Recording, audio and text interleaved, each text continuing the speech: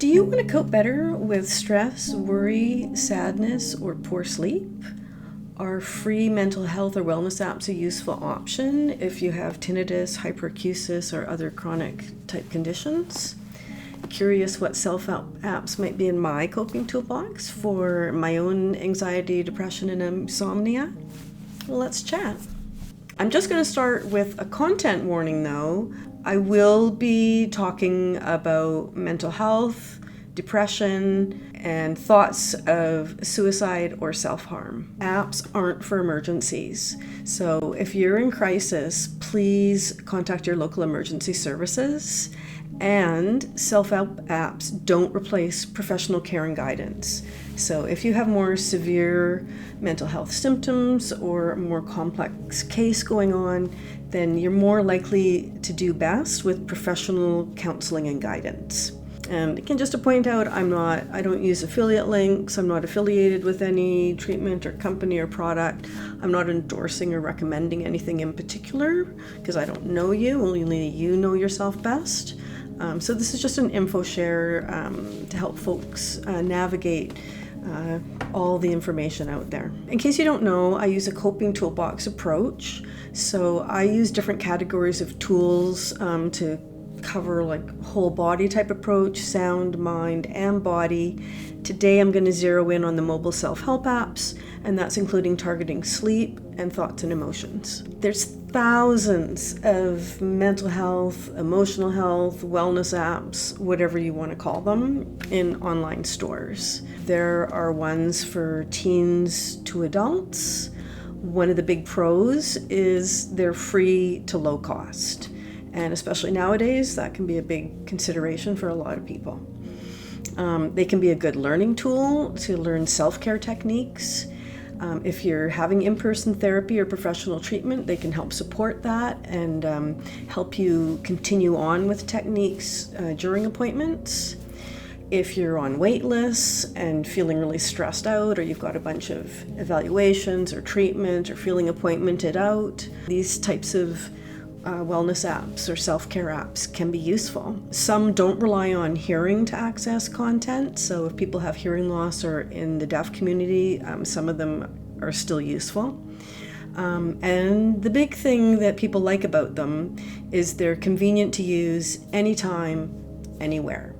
So as an example, like over 30 years ago, I took an Arthritis Society of Canada 8-week self-management course. I had to go in person, which is hard if you have a chronic condition where you tend to spend most of your time at home.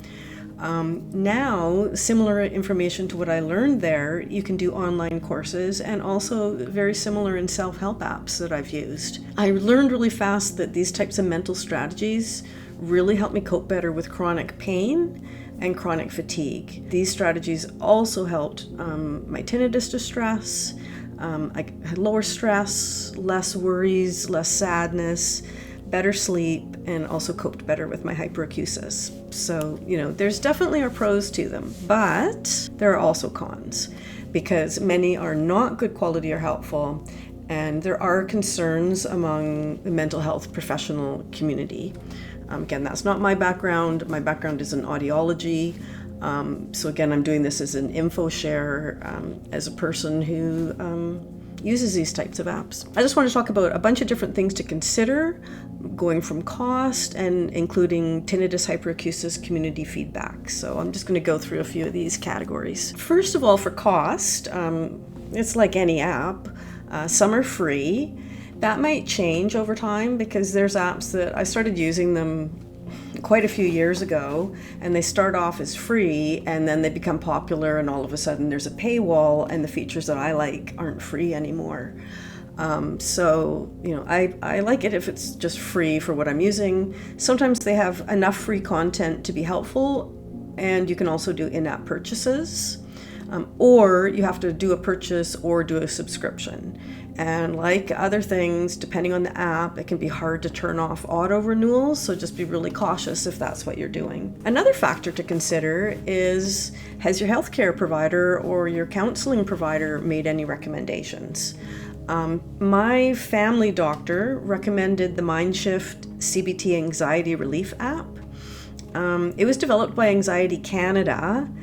I already used some other apps, so I didn't switch to it, but it's a really nice app. It's for anxiety, stress, panic. It includes some thought journals, and it's mainly based on CBT techniques, which have also been proven to be helpful for tinnitus and hyperacusis. Again, if you have a counseling professional, they might recommend something specifically therapeutic or a different app. But again, this is one that, at least in Canada, some of the healthcare providers are suggesting. Now, Anxiety Canada has lost their funding because who's anxious in today's world?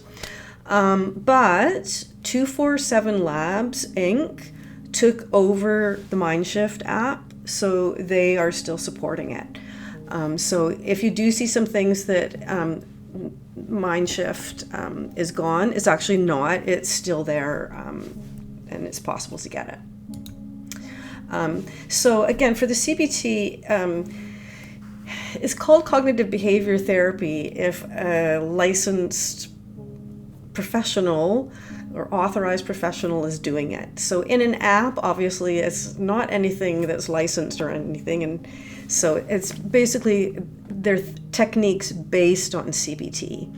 And the idea is, if someone tells you, well, just don't think about it, just get used to it, it's really hard to do that on your own sometimes, a lot of the time. If you're having anxiety and stress and poor sleep, your fight and flight is going, what you focus on increases, and that just tells your brain, keep focusing on the tinnitus and the sound sensitivity. But if you can stop doing that, and if you can help yourself to relax and get out of that stress physical response, that can help lower the brain hyperactivity underlying tinnitus and hyperacusis, and can help people cope better. It helps with reactions and with perception. So CBT usually targets 4 different areas, and apps might target all 4. They might only target 1 or 2. It really depends on the app. So under the cognitive area, it's like how to reduce worrying, how to stop what if thinking, like, oh no, what if this gets worse? What if I have a terrible thing going on? That type of thing. There's distraction techniques. So how do you focus your attention away from these negative thoughts and emotions? Big is relaxation. So anything that helps you with relaxation during the day, and also for bedtime and sleep. So that's like deep breathing exercises to relax your muscles, mindfulness, that type of thing. And then they might also do some imagery, and that could include meditation, visualizations, guided imagery. Okay, so that's basically what CBT is, and so you'll see some of this coming up into the apps as I go along. Okay, so when we're talking about these mental health type apps, it's really important to remember, as a warning, that most direct-to-consumer apps that you can just buy yourself, they're not regulated and they're not approved by any authorities like mental health professionals. They don't have to prove that the app works. That means they don't even have to prove that it would open on your device properly and function the way it's supposed to. They don't have to prove any science or evidence base. So has it been programmed with useful strategies? You don't know. Safety, is there a trigger to a human lifeline if someone's in crisis? What about security or privacy? How well will they protect you if there's a data breach? So that's the thing to consider. So some independent scientists reviewed over 1,000 depression self-management mobile apps. And if it works for depression, it works for anxiety. It's going to work for any chronic type thing like that, pain or even fatigue. And so these type of apps, it was an interesting study to see how many they ended up with after looking at so many of these apps. So first they checked to see if they worked, and they checked to see if they had privacy policies, and looked at the user ratings. And they also checked to see if the app actually targets proven wellness or self-care strategies. And so do the apps look at your lifestyle, like healthy diet and exercise, drinking lots of water, eating your veggies, that type of thing? Does it target your thoughts and emotions, stress reduction, sleep? Does it target peer or social support? Because that's what a lot of us are missing. So these are what they looked at. And ta-da, they came up with 5 highest rated apps. that kind of crossed all those categories. So one is called AbleTo. Back years ago, this used to be called Pacifica, and I used it back then when it was free, and I really liked it. And then it changed to Sanvelo, and I still liked it, but a lot of the content that I liked ended up behind a paywall. And then Sanvelo was bought out by AbleTo, so that's what it's called now. And I'm not sure how much is behind a paywall. There's definitely some free features, so you'd have to see if it was enough to meet your needs. Another one that they've highly rated was Amaha, which is an anxiety, sleep, and self-care app. It used to be called Inner Hour. There's an online therapy type app called Joyable, but it only has paid content. So if you're looking for free, then that's not the one for you. And it was acquired by AbleTo as well. So they have a few different things. Then the other two are more AI. So one is called Wysa, which the logo has your AI friend, and the other is Youper. So I'm thinking of being a guinea pig because I haven't tried this type of app. And I was thinking of trying Wysa to see how it compares to the professional therapy I've done, because I've seen psychologists, I've seen psychiatrists, I've seen good, bad, indifferent, going from stupidly unhelpful to actually useful approaches. Yeah, so I'm thinking of maybe trying this one and see what would happen. But there are risks, and that's what I'm going to be talking about next. So there is danger in AI mental health help, and a lot of people have been looking at whether AI can be trusted for reliable health advice. And so there's lots of articles and news stories of AI giving bad advice that could actually kill somebody, like AI claiming that garlic would cure high blood pressure. As far as AI, like ChatGPT type things, ChatGPT says if someone expresses thoughts of suicide or self-harm, ChatGPT is trained to encourage them to reach out to mental health professionals or trusted loved ones and provide links to crisis hotlines and support resources. But there was a recent case where a young woman had a long history of mental health issues, feeling that she was unloved.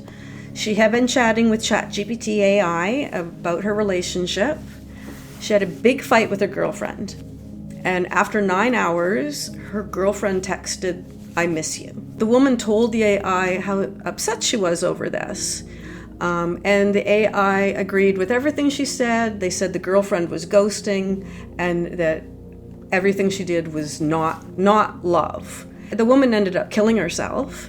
And afterwards, her girlfriend said, it's not so much that the robot came out of the phone and killed her, but it definitely did not help.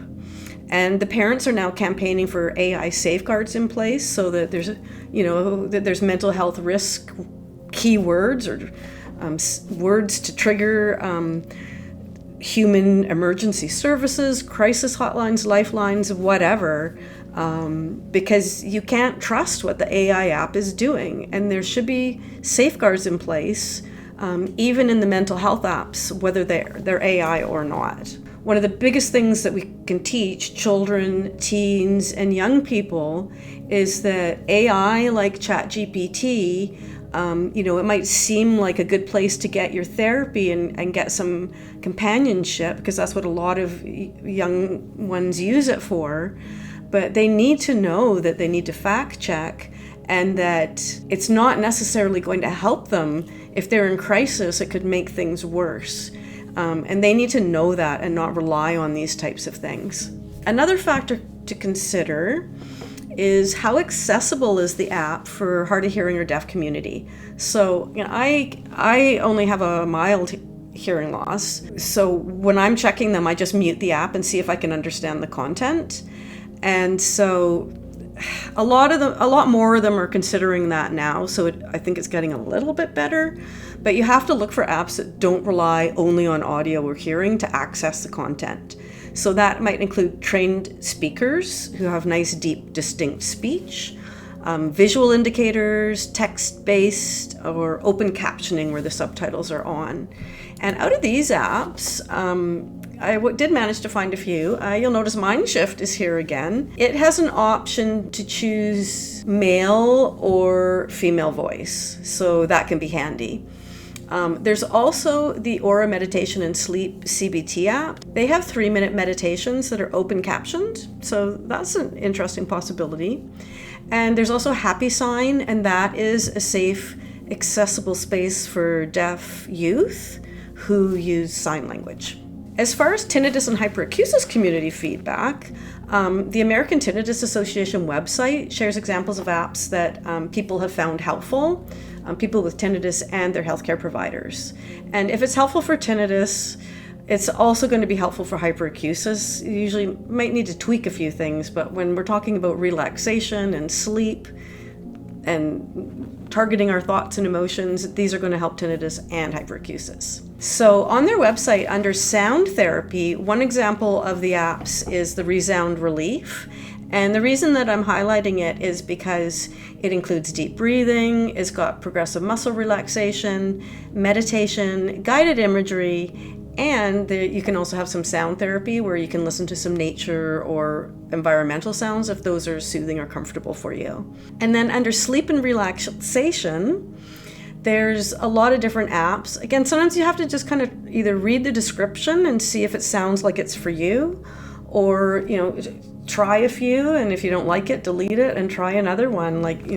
There's lots of options, but at least these have been pre-screened. So these ones include Buddhify, Calm, Relax and Sleep, Sleepbug, Tau Mix, Headspace, Insight Timer, Oak, and 10% Happier. So those are a bunch to try for sleep and relaxation. And then under the mental health community feedback, again, you'll see some coming up that you've seen before.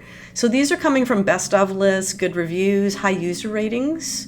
These are from a Healthline blog on some of the best depression or mental health apps for depression and anxiety. And so again, we're seeing AbleTo. There's a Daylio journal mood tracker that some people like. There's an app called Happify that's popular. And again, Youper. The most important consideration is to choose based on your individual needs and likes. And again, that might mean going through and trying a few before you find what's best, but that's okay.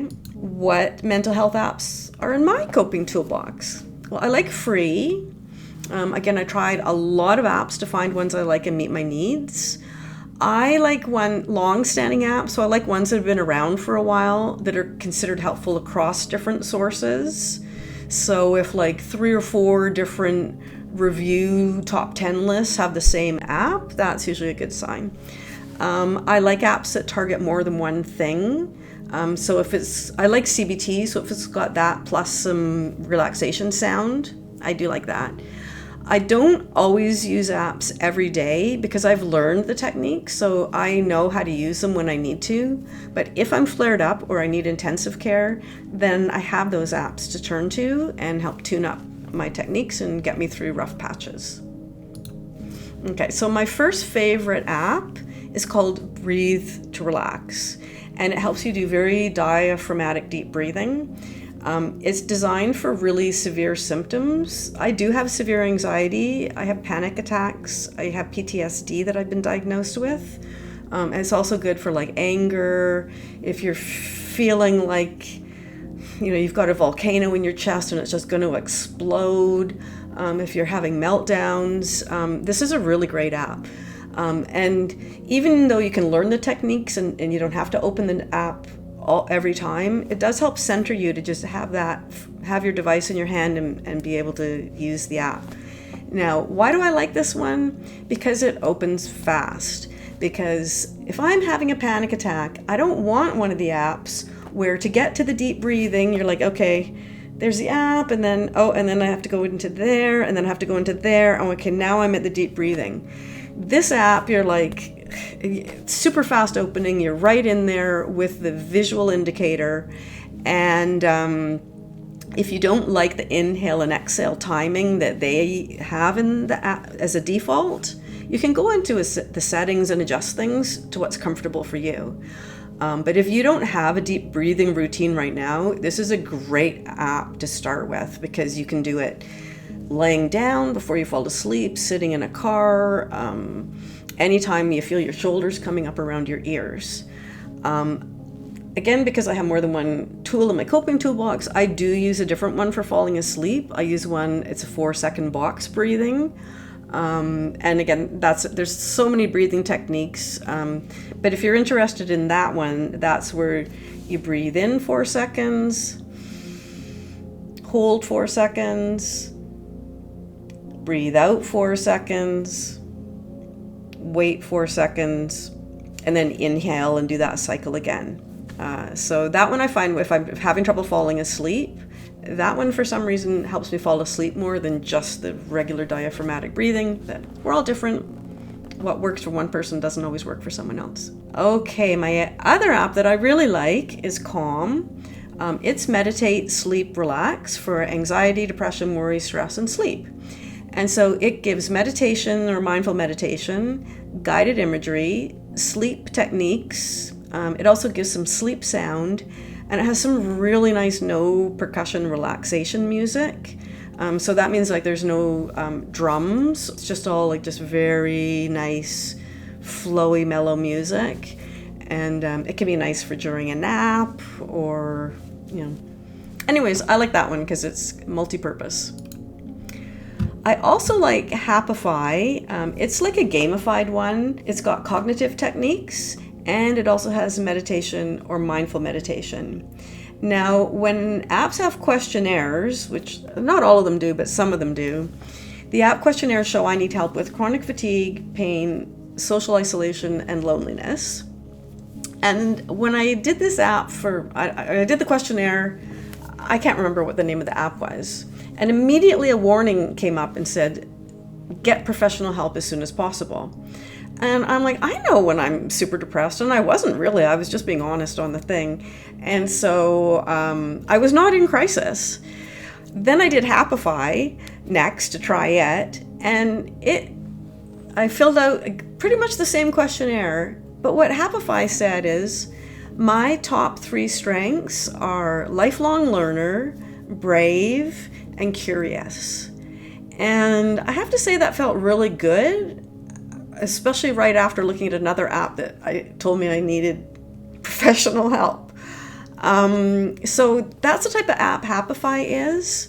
Now, based on people's concerns about whether apps will have an appropriate crisis response depending on keywords, should Happify have also told me that maybe I needed some extra help?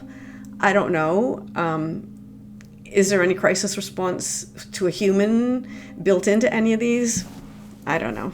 Okay, so that takes us into this other app. I really like this app because I have tried to murder myself in the past when I was a teen.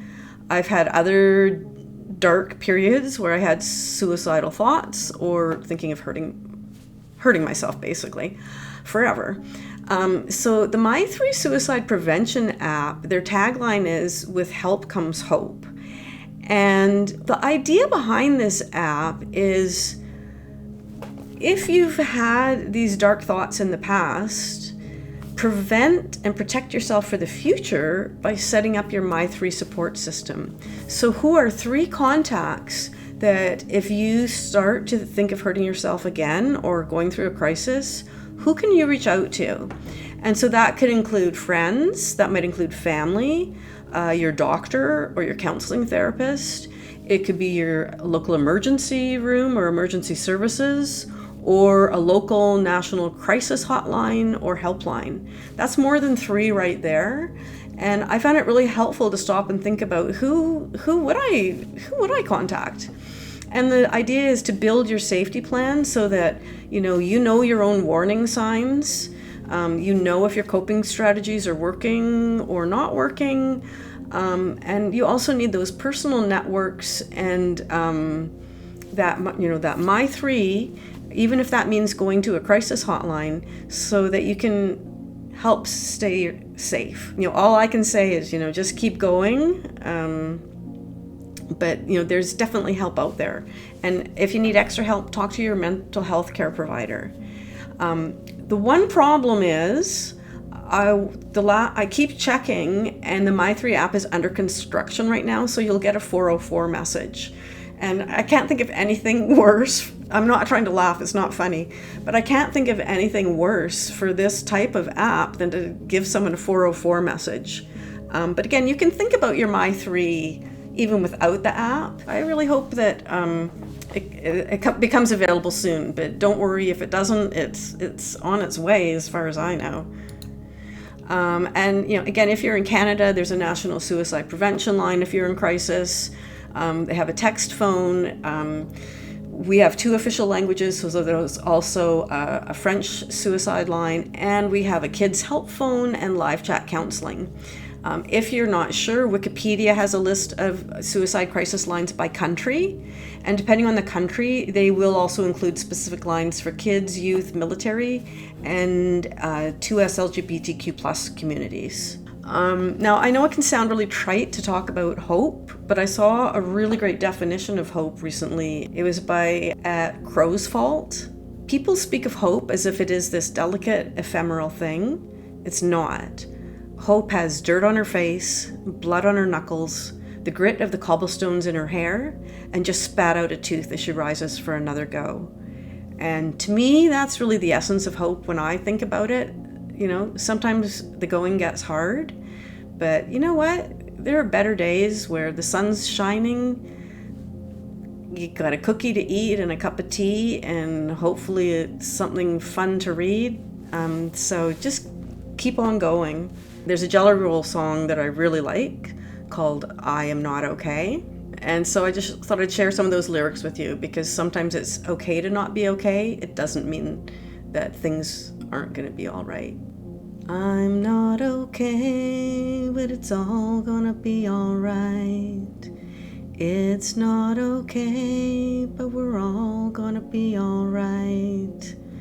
If you're going to start using the apps or wellness strategies, keep in mind that it takes at least 3 months to start really get it ingrained, start noticing a difference, and start coping better. Maxwell Maltz supposedly originated the idea of the 2190 rule.